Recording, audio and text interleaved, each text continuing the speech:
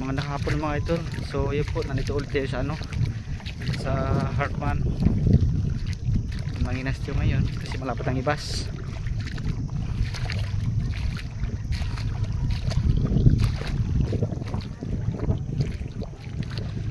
Yung sa dulo yun ang pudding house, maliit na yun.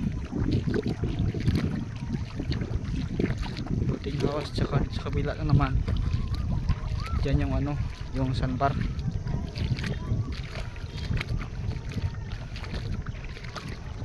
Yan, daming tao,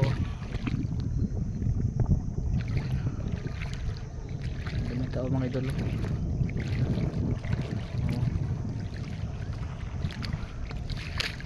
Parang ipas eh.